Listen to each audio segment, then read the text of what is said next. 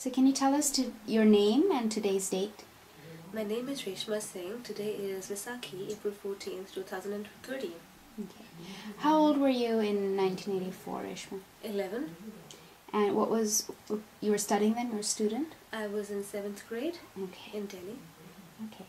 And so in June 1984 you were in Delhi? Correct. And how did you hear about the attack in June 1984? Through my cousins who used to live in Amritsar at that time, who told me the situation was completely bizarre. My two cousin sisters who lived in Amritsar, a little bit further away from the Golden Temple, who said that there was a lot of curfew, there was a lot of fighting, and it was completely an situation there. What was your reaction as you were hearing about this? It seemed like it was far away, but it seemed like it was maybe a little bit justified, because all we heard about in Delhi was how the terrorists were so-called terrorists, I would say now in retrospect, but how the terrorists were basically creating a lot of mistrust in the community and between the government and the community at large. Okay. And in November 1984, where were you then? New Delhi. And how did you hear about the violence in November 84? So I heard about the violence actually in the morning in my school. I used to go to Guru Har Krishan Public School in Basant Vihar, Delhi, which is one of the premier Sikh institutions. It's like a jewel in the educational system in Sikh society in India. And when we were told, it was actually announced by the class teacher at about, I would say, 11 o'clock in the morning. And I remember that she said that I have some serious news to share to you, and this is to 11-year-olds, 7th graders. And she said the Prime Minister has been killed this morning. That's when I heard about it and was in a state of shock. And did you actually see any violence in November in 84? Well, not through my eyes, thankfully, but a lot through the eyes of my friends, my classmates, people who I had known through family, family friends, a lot of news from neighbors, from friends, etc., but nothing that I physically actually saw. Were any of your family or friends hurt during the November 84 violence? Yes, a lot of them. There was, I would say, in hundreds in Delhi itself who were hurt, physically abused, relatives that were killed. When I came back to the same school about a week later, I heard that the principal of our school, who was a greatly respected educationalist, was actually had gone missing from his house. He used to live in the compound in the school, and he had to literally escape for his life because the mob actually came to Basant Vihar, which is a beautiful area in Delhi, and burnt down our school. And that's when I saw the first kind of tangible evidence of this happening. And once we came to school, it was just this extremely hurtful and emotionally shocking thing that I saw. When we entered our classrooms, beautiful classrooms with all of our posters up there, we actually saw that the walls were completely charred. The ceiling fans were hanging, melted, upside down. And all of our students spent the first week actually tearing out sheets of our notebooks and scraping the walls clean. We had all of our paperwork, our copybooks. They had all been burnt down. It felt like a whole era had been. Everything we'd done since kindergarten to class 7th had been kind of just erased in a few hours. Do you remember how you felt during this time, seeing your school in that situation and having to mop things and clean after the mob?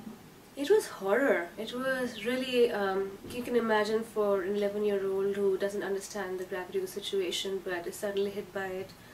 And then we used to hear stories and actual real facts about our classmates whose families had advised them to actually carry guns to school or some kind of kirpan to school so they could protect themselves, because their families, immediate families, had been dragged down from buses or their houses and had been tortured and killed.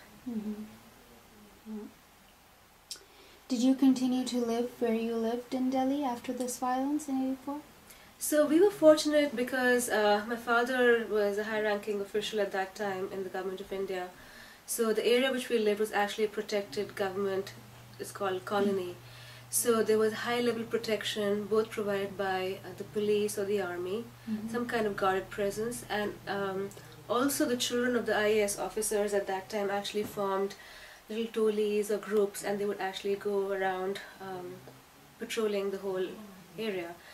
Additionally, my father had sent my sister, who was a little bit older than I, and me off to his friend's house so that we would not be in the same house. His friend was a South Indian, and he actually gave protection to us for about 3 days. Okay. And interestingly, this kind of a funny story that the maidservant of my father's friend actually understood English. The first time when she saw us and she heard us talking to our parents in English saying we'd arrived safely at my friend's house, she actually asked my uncle, you know, who are these people and why are they here? And so my dad advised us to speak to him in Odia, which we all spoke at that time, having lived in Orissa. So from that day on, we used to speak in Odia to my parents over the phone. We used to speak to them 5-6 times a day and just be so concerned about what's happening, you know, just 2 kilometers down where they were. My brother was in Pilani, which was an educational institution. We had no idea for a couple of days where he was, so that was a huge source of worry. But what I said was a funny story was because the maid actually caught on to the fact that we were speaking Urdu, and then finally she relaxed a little bit because she figured we were Bengalis and so we were not sick, so she wouldn't need to go and tell her people back in the slums who were actually part of the whole mob. Have you spoken about your experiences in '84 to your friends and family often? Actually, it's something that I think a lot of us have kept bottled up. It's not something that we speak about too much. It's only in very few fora or conversations that this comes up. And I think this is an important part of the oral history that we're trying to preserve. It's just kind of trying to document, and kudos to you guys for doing that. Do you ever have flashbacks, any sort of nightmares, thoughts about what you saw as a child in '84? Well, for me the biggest vision was of my school. How can they do this to a full-fledged running school where there were, so many Hindus as well that came to the school. There were, people of different religions and different backgrounds. How could you target not just a community but the education? How could you hurt the psyche for people? So that's what I feel most resentful about, is the fact that people are completely brainless at that time. But on the other hand, I also have stories about friends who I heard from who were saved by the neighbors and friends. So it's kind of mixed emotions because it kind of helps you deal with the situation and feel that there's hope for humanity. Why, in your opinion, did all of this happen in '84?